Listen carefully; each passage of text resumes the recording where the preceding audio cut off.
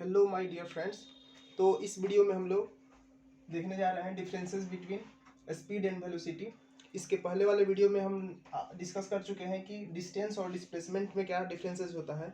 तो अगर आप इसको अच्छा तरीक़ा से समझना चाहते हैं तो आपको सबसे पहले उस वाले वीडियो को देखना होगा, क्योंकि उससे बहुत सारा कॉन्सेप्ट सीधे सीधे इसमें अप्लाई होगा। इसको समझने के लिए इस वीडियो को देखना ज़रूरी है, और उस वीडियो का लिंक मैं डिस्क्रिप्शन में दे रहा हूँ। आप उसको पहले देखिए, उसके बाद से इस वीडियो को देखिए। ठीक है, तो शुरू करते हैं इस वीडियो को।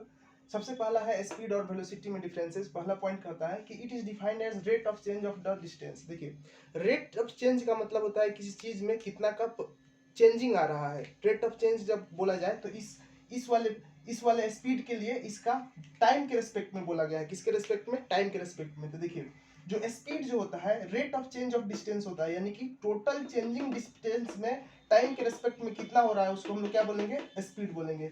तो इसका इसका ये क्या कहेंगे हम? इसका फॉर्मूला क्या होगा स्पीड का? तो स्पीड का फॉर्मूला हो जाएगा total distance travel by total time taken, यानी कि टोटल कितना पार्टिकल डिस्टेंस ट्रेवल करता है उसको अगर हम टोटल टाइम से डिवाइड कर देते हैं तो उसका क्या आ जाएगा? स्पीड आ जाएगा। ठीक है, और वेलोसिटी के लिए हम लोग देखेंगे तो rate of change of displacement होता है, यानी कि वेलोसिटी जो होगा, टोटल डिस्प्लेसमेंट जो होगा उसको अगर हम टोटल टाइम टेकन से डिवाइड कर देंगे तो उसका क्या आ जाएगा? वेलोसिटी आ जाएगा। अब देखिए, यहाँ पे जो डिस्टेंस जो होता है ये एक स्केलर क्वांटिटी होता है। क्या होता है? डिस्टेंस स्केलर होता है, और डिस्प्लेसमेंट क्या होता है? वेक्टर होता है। क्या होता है? ये वेक्टर होता है। ठीक है, तो अगर हम लोग स्केलर और वेक्टर के बारे में बात करें तो पिछला वाले हम वीडियो में देख चुके हैं कि डिस्टेंस जो स्केलर और डिस्प्लेसमेंट जो वेक्टर होता है, इसी स्केलर और वेक्टर के अनुसार इसका डिफिनेशन हम लोग देखेंगे।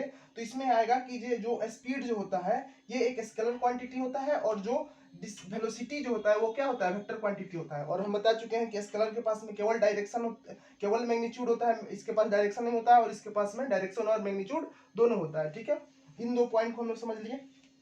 नेक्स्ट पॉइंट क्या है हमारा? It can never be negative और जीरो फॉर मूविंग पार्टिकल।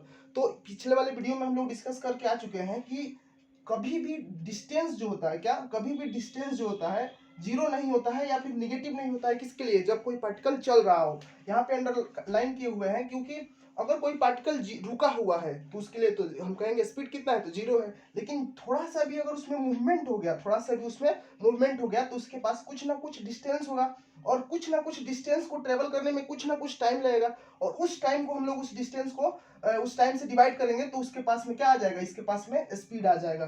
समझ में आया? क्लियर हुआ? क्योंकि डिस्टेंस कभी भी निगेटिव नहीं होता है, जीरो नहीं होता है, इसलिए स्पीड कभी भी जीरो या फिर निगेटिव नहीं होगा। ठीक है, अब उस वाले साइड में बात करें, डिस्प्लेसमेंट क्या होता है? कभी भी निगेटिव, कभी भी पॉजिटिव, कभी भी जीरो हो सकता है। डिपेंड करेगा कि फ्रेम ऑफ रेफरेंस हम लोग कहाँ से देख रहे हैं। तो अगर डिस्प्लेसमेंट जीरो, निगेटिव या पॉजिटिव हो सकता है तो उसी को हम लोग जब डिवाइड करेंगे उस टाइम टेबल से, तो उसके पास में अगर डिस्प्लेसमेंट जीरो होगा तो उसका वेलोसिटी भी जीरो होगा, निगेटिव होगा तो निगेटिव, और पॉजिटिव होगा तो पॉजिटिव हो जाएगा। तो यानी कि वेलोसिटी जो होगा कुछ भी हो सकता है, जीरो, निगेटिव या पॉजिटिव, डिपेंड करेगा उसका डिस्प्लेसमेंट कितना हुआ है। ठीक है, नेक्स्ट पॉइंट देखिए, speed is velocity with direction. अब देखिए, अगर स्पीड को हम लोग क्या कर दे? डायरेक्शन दे दे। अगर कोई स्पीड है उसके पास में कहीं पे जा रहा है, कोई सा पार्टिकल है यहाँ से इधर किसी भी स्पीड से जा रहा है, और उसको हम लोग एक डायरेक्टेड कर दे कि ये पार्टिकल जो है इतना मीटर पर सेकेंड से इस डायरेक्शन में जा रहा है, अगर उसको हम लोग डायरेक्ट कर दे तो उसके पास में एक डायरेक्शन हो जाएगा, और मैग्नीट्यूड तो स्पीड के पास में होता ही है। तो क्या हो जाएगा? ये हो जाएगा हमारा वेलोसिटी। लेकिन अगर स्पीड को हम लोग हटा दे उसमें से, किस में से? वेलोसिटी को हम लोग हटा दे उसमें से डायरेक्शन, तो ये क्या बन जाएगा? ये एक स्पीड बन जाएगा। तो सीधे सीधे कहने का मतलब है कि अगर हम लोग स्पीड में डायरेक्शन दे दे तो वेलोसिटी बन जाएगा, और वेलोसिटी में से अगर डायरेक्शन निकाल दे तो ये स्पीड बन जाएगा। ठीक है, नेक्स्ट पॉइंट, 4 पॉइंट समझ में आया? इसमें सिमिलरिटी क्या है? दोनों में सिमिलरिटी क्या है? इसमें सिमिलरिटी है कि इसका भी ऐसा यूनिट मीटर पर सेकंड होता है, और इसका भी ऐसा यूनिट मीटर पर सेकंड होता है। जिस तरह उसमें हम लोग देखे थे डिस्टेंस और डिस्प्लेसमेंट का दोनों का ऐसा यूनिट मीटर मीटर होता है, उसी तरह इसका होता है। अब कैसे होता है देखिए, इसका डिफिनेशन का होता है कि total distance by total time. तो जो टोटल डिस्टेंस होगा उसको हम लोग किस चीज में मेजर करेंगे? मीटर में। और टोटल टाइम जो होगा उसको किस में मेजर करेंगे? सेकंड में। इसको हम लोग किलोमीटर या फिर अलग यूनिट में मेजर कर सकते हैं, बट ऐसा यूनिट क्या होगा? मीटर, और इसका होगा सेकंड, तो इसको हम लोग क्या बोलते हैं? मीटर पर सेकंड। इसी तरह इसका क्या होगा? डिस्टेंस का, डिस्प्लेसमेंट का मीटर, और पर सेकंड इसका भी हो जाएगा। तो ये हमारा पॉइंट हो गया। तो ये 1 से लेके 5 तक का जो पॉइंट है, आप इसको कह सकते हैं कि ये 9th क्लास के लिए। ठीक है, 9th क्लास के अगर बच्चे इसको देख रहे हैं तो यहाँ से 1 से लेके 5 तक आप लोगों के लिए है।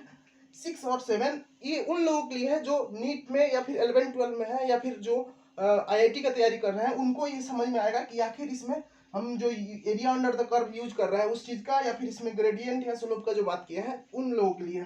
9th वाले बच्चे यहाँ तक देखेंगे और उसके आगे वाले बच्चे इसको आप समझिए। देखिए, numerical value of the area under the curve of the speed time graph. मान लीजिए कि कोई सा भी हम लोग स्पीड टाइम ग्राफ बना दिए, स्पीड और ये हमारा हो गया टाइम, तो स्पीड टाइम ग्राफ हम लोग बना दिए। तो मान लीजिए कोई पार्टिकल है जिसका स्पीड ऐसे गया और इसके डिक्रीजमेंट हुआ, ऐसे ऐसे गया, इसका स्पीड बढ़ा, उसके बाद से क्या हो गया, घट गया, ठीक है। तो कह रहा है कि numerical value of the area under the curve of the speed time graph. तो स्पीड टाइम ग्राफ बन गया, इसके एरिया को हम लोग लेंगे, जब इस वाले एरिया को हम फाइंड आउट करेंगे, इसका एरिया हम निकाल सकते हैं ना। चलिए हम एक 0 यहाँ पे मान लीजिए 3 है, ये है कितना, ये मान लीजिए ये 4 है, ठीक है। तो इसके एरिया को जब हम लोग निकालेंगे तो ये एक ट्रायंगल बन जाएगा, ट्रायंगल बन गया। अब ये ट्रायंगल का जो होता है 1/2 into base into height, base हो गया 0 से लेकर 3 यानी 3, हाइट कितना है 4, तो इसका एरिया कितना आ गया हमारा 6 मीटर आ गया। तो जो इसका स्पीड टाइम ग्राफ का जो हमारा area under the curve of the speed time graph आया, वो किसके इक्वल होगा, टोटल डिस्टेंस ट्रेवल, यानी कि इस पार्टिकल को यहाँ से यहाँ तक जाने में इसका टोटल कितना डिस्टेंस ट्रेवल करना हुआ है, तो उसको हम लोग क्या बोलेंगे, 6 मीटर। इसके एरिया को हम लोग फाइंड आउट कर देंगे तो ये हमारा निकल के आ जाएगा, ठीक है।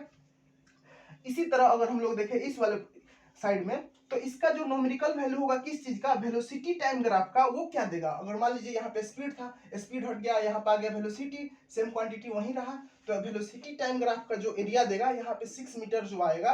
अब की बात ये क्या हो जाएगा, ये हो जाएगा डिस्प्लेसमेंट। क्या हो जाएगा, डिस्प्लेसमेंट। अगर यहाँ पे अगर होता स्पीड, तो स्पीड टाइम ग्राफ का एरिया क्या देगा, डिस्टेंस, और यहाँ पे रहेगा वेलोसिटी, तो वेलोसिटी टाइम ग्राफ का एरिया क्या देगा, डिस्प्लेसमेंट। समझ में आया, क्लियर।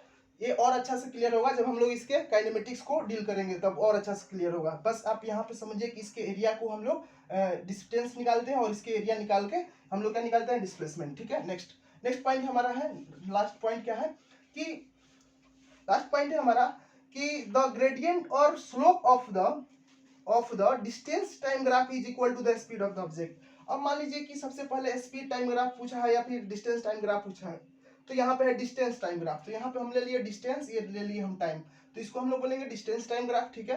अब कह रहा है कि अगर मान लीजिए कि डिस्टेंस टाइम ग्राफ है, कोई सा भी डिस्टेंस टाइम ग्राफ है, तो इसका जो स्लोप होगा, स्लोप या ग्रेडियंट, देखिए स्लोप जो होता है, स्लोप क्या होता है, स्लोप समझिए सिंपली, हम आपको समझाएं कि स्लोप को हम लोग बोलते हैं हिंदी में इसको हम लोग कहते हैं ढलान, ठीक है। ढलान हम आपको अच्छा समझाते हैं स्लोप, ठीक है। ढलान क्या होता है आप समझाते हैं। मान लीजिए कि ये कोई एक सीढ़ी है, क्या है, यहाँ पे सीढ़ी है, ठीक है, यहाँ पे सीढ़ी है।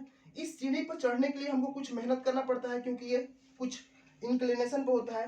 तो ये जो इंक्लिनेशन होता है ना, ये जो इसमें कितना एंगल का इंक्लिनेशन है या फिर ये कितना एंगल पे झुका हुआ है, इसको हम लोग बोलते हैं स्लोप। स्लोप इसको नहीं बोलते हैं, बल्कि इसके tan ऑफ थीटा का वैल्यू को बोलते हैं, tan ऑफ 30 डिग्री को हम लोग क्या बोलेंगे, स्लोप, और इसको डिनोट करते हैं m से, m इक्वल टू स्लोप।